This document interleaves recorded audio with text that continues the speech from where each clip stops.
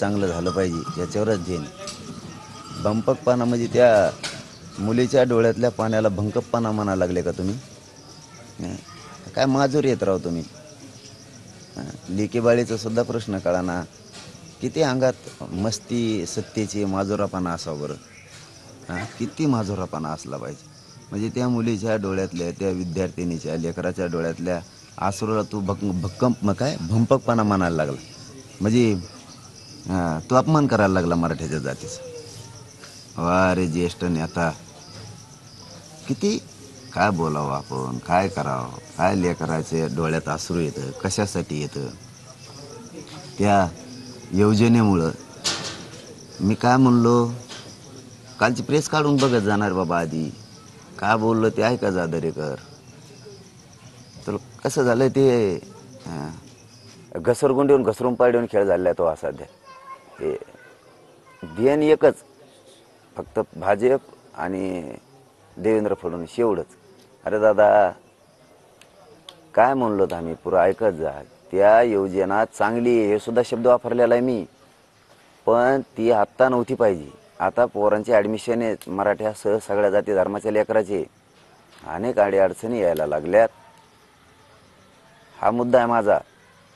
म्हणून तुम्ही ह्याच वेळेस ती का आणली? त्याच्यामुळं सर्व्हर डाऊन झालेत, सगळं नेटचा पचका होऊन बसलाय.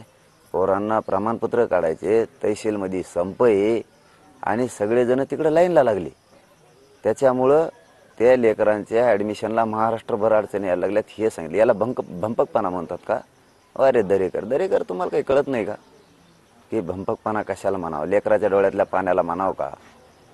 त्याच्यात तुमचं लेकरू असतं तर किती वाईट झालं असतं, किती वाईट वाटलं असतं, किती त्रास तुम्हाला झाला असता.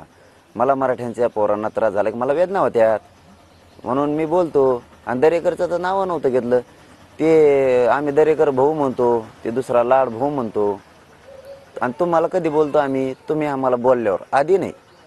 तुमच्यावर थुकत नाहीत आम्ही, थुकत सुद्धा नाहीत आधी. आम्ही नाव बी घेत नाहीत तुमच्या तोंडावर कसली आहेत तुम्ही काय आहेत. आम्ही आम्हाला बोलल्यावर, माझ्या जातीला बोलल्यावरच बोलतो. आता उघडे पडे बरं दरेकर तुम्ही.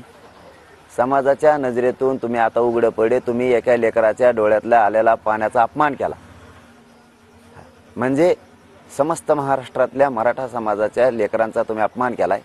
त्यामुळे तुम्ही आता मराठ्यांच्या नजरेतून 100% उघडे पडले. आणि तुम्ही दुसरं काय म्हणले परत ते की गर्दी इकडून हटली आणि तिकडे गेली म्हणून. गर्दी काय असते ना तुम्हाला मुंबईत दाखवतो आता आम्ही आल्यावर. मुंबईत येणार आहेत ना आम्ही, तेव्हा गर्दी तुम्हाला काय असते तेव्हा दिसत. तुम्ही आमच्या मराठ्यांच्या गर्दीचं चॅलेंज करू नका. इतक्या तुमच्यासारखा खालच्या विचाराचा, नीच विचाराचा मी नाही आहे. त्याचं दरेकर साहेब ते द्या आयुष्याचं. हे काय देतात हे काय म्हणतात ना, त्या जत्रातल्या रेवड्या वाटल्यासारखं कशाला वाटिता? कशाला वाटिता ती? थोडं थोडं थोडं थोडं. तुम्हाला माहिती आहे का, 8-8 दिवस झाले लोक लाईनला आहेत. तुम्हाला फरकच सांगायचा ठरला तर 150, 200, 300 अशा प्रकारात रोजंदारी सध्या शेतात. 8 दिवस झाले लोक काही ती दोब आहेत. किती झाले? 200 रुपये रोजाने किती झाले 8 दिवसाचे? 8 दोन्ही 1600 रुपये. तुम्ही किती द्यायला? 1500 रुपये. आता फक्त तेवढा खर्च झाला मराठ्याचा.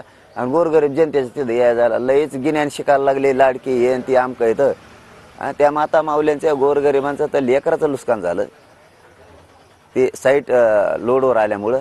दुसरं त्यांचा रोजगाराचा झाला. आणखीन तुमचे यायचेत आणि ते फक्त निवडणुकीपुरतंच आहे तुमचं नाटक.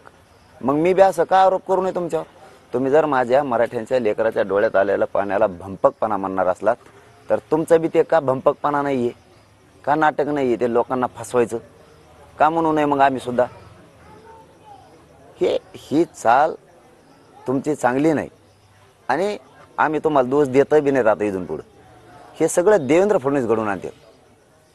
देवेंद्र फडणवीसांशिवाय एकाची भाजपमधल्या टप्पर नाही. अजित पवार गटाची नाही आणि शिंदे साहेबाच्या गटाची टप्पर नाही बोलायची. तर तुमच्या पक्षातल्याचे तर नाहीच. हे देवेंद्र फडणवीस बोलायला सांगतोय, हे आमच्या आता लक्षात येतं आणि अभियान सुरू करणार.